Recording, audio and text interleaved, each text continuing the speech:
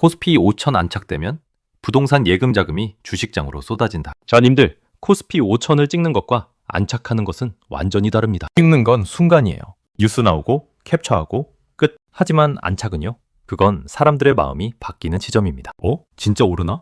나만 안 하면 손해 아냐? 이 순간부터 시장에 엄청난 돈의 이동이 시작됩니다. 부동산에 묶여있던 돈, 예금 적금에 잠자고 있던 돈, 집 금고에 쌓아둔 현금까지 이 모든 게 한 방향으로 움직이기 시작하면 시장은 우리가 아는 그 시장이 아닙니다. 오늘은 그 돈이 어디서 와서 왜 위험하고 우리는 어떻게 대응해야 하는지 데이터와 사례를 바탕으로 정확하게 짚어드리겠습니다. 1장, 안착의 진짜 의미. 숫자가 아니라 심리가 바뀐다. 지수 5천을 돌파하는 건 이벤트예요. 뉴스에서 난리 나죠? 역사적인 순간.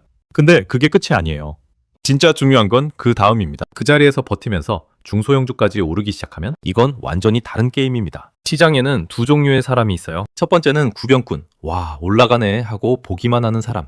두 번째는 참가자, 실제로 돈을 넣는 사람. 대형주만 오를 땐 구경꾼이 많습니다. 삼성전자 10만원? 그거 사려면 1000만원은 있어야 되는데 SK하이닉스?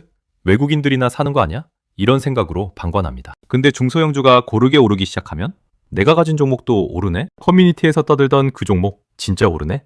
구경꾼들이 갑자기 참가자로 전환됩니다. 인기 놀이기구 앞에 줄이 길면 사람들은 에이 나중에 하고 지나갑니다. 근데 그 줄이 계속 길고 타고 내린 사람들이 진짜 재밌어 하면서 나오고 심지어 다시 줄 서는 사람도 보이면 처음엔 관심 없던 사람도 나만 안 타면 손해라는 생각이 듭니다. 주식시장도 똑같아요. 지수가 안착하고 중소형주가 움직이면 사람들은 내가 늦었다는 생각에 급하게 들어옵니다. 왜 이게 무서운가? 이게 무서운 이유는요. 급한 돈은 방어가 약하기 때문입니다. 계획 없이 들어온 돈은 손절선, 목표가, 분할 매수 전략도 없어요. 그냥 빨리 올라타야 해 라는 마음만 있죠. 그리고 시장은 바로 그런 심리를 가장 잘합니다. 2장, 한국 가계자산의 특수성. 부동산에서 조금만 빠져도 시장이 출렁인다. 여기서 팩트 하나 짚고 가야 합니다. 한국 가계자산 구조는 다른 나라와 완전히 다릅니다. 한국 대 선진국의 자산 구조는 보도에 따르면 한국 가계자산의 약 75%가 부동산이고 금융자산은 25% 수준입니다. 미국이나 유럽은요, 정반대예요. 금융자산 비중이 훨씬 높습니다. 한국 부동산 75%, 미국, 유럽 금융자산 우세. 왜 이런 차이가 생겼을까요? 부동산 불패 신화, 지난 수십 년간 집은 무조건 오른다는 믿음, 금융시장 신뢰도, 주식은 도박이라는 인식이 강했음, 세대 간 자산 이전, 부모 세대가 자식에게 물려줄 수 있는 건 주로 부동산. 이런 이유들로 한국인의 자산은 부동산에 집중돼 있습니다. 이게 주식시장에 어떤 의미인가? 여기서 중요한 포인트가 나옵니다. 한국은 부동산에서 조금만 움직여도 주식시장이 크게 흔들리는 구조입니다. 큰 저수지와 작은 개울이 있다고 생각해보세요. 저수지에서 수문을 조금만 열어도 작은 개울은 순식간에 급류가 됩니다. 넘치죠. 한국 주식시장이 바로 그 개울이에요. 일경 9,661조 원이 넘는 부동산 자산에서 단 1%만 움직여도 197조 원입니다. 코스피 시가총액이 약 4,093조 원대인 걸 감안하면 197조 원은 엄청난 규모예요. 그리고 지금이 바로 그 수문이 열릴 수 있는 시기입니다. 왜 지금 수문이 열리려 하는가? 몇 가지 시그널이 있습니다. 1. 부동산 가격 정체.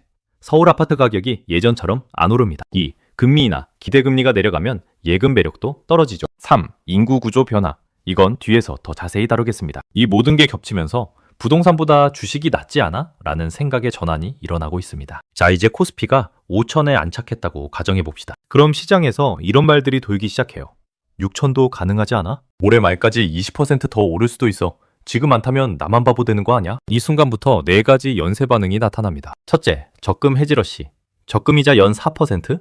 주식이 한 달에 10% 오르는데 이걸 왜 들고 있어?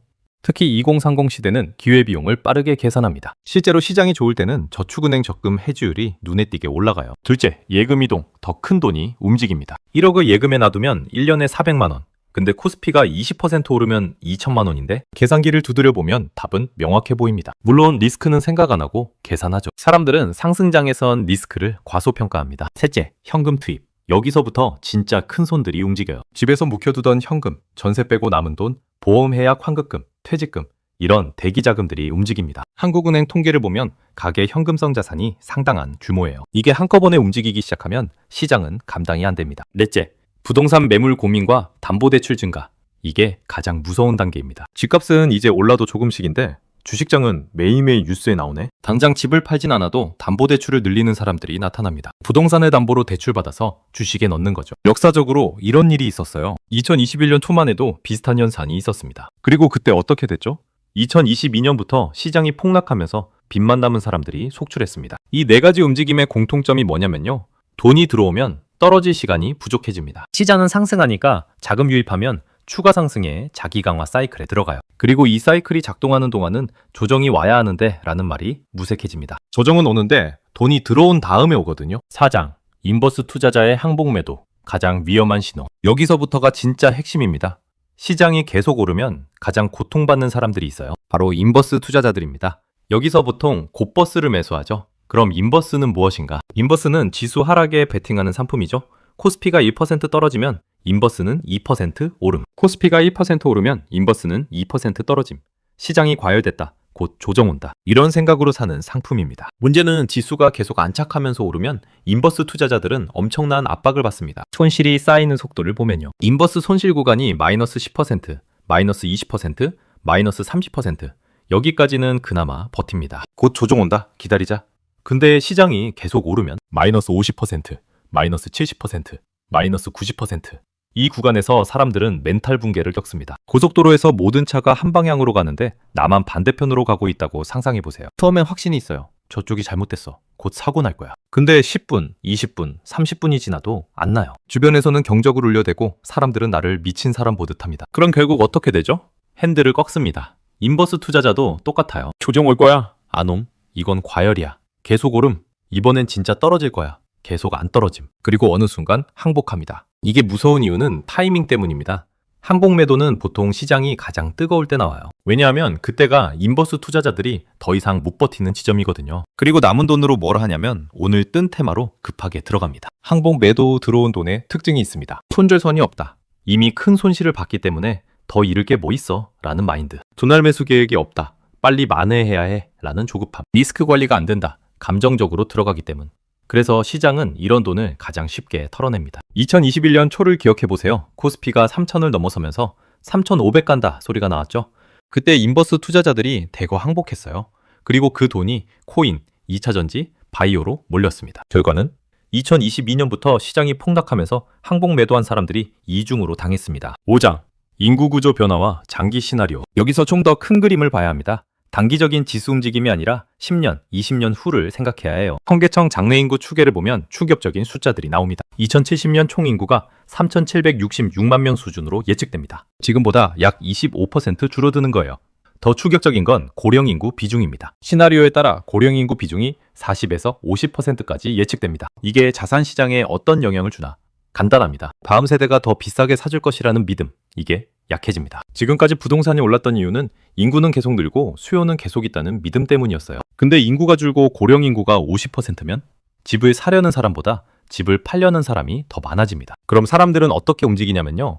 부동산에서 금융자산 이쪽으로 이동합니다. 왜냐하면 금융자산은 쪼개서 팔기 쉽고 현금화가 빠르고 상속증여도 편하거든요. 여기에 또 하나의 폭탄이 있습니다. 한국은행 자료에 따르면 2025년 2분기 말 가계신용이 1952.8조 원입니다. 이건 엄청난 규모예요. GDP 대비로 봐도 상당히 높은 수준입니다. 왜 이게 문제인가? 금리가 조금만 올라도 이자 부담이 급증합니다. 그럼 사람들은 어떻게 하죠? 자산 매도, 소비 감소, 투자 축소, 시장 전체가 얼어붙습니다. 정리하겠습니다. 단기 1년 동안 코스피 5천 안착 시 자금 유입 가능성 높음.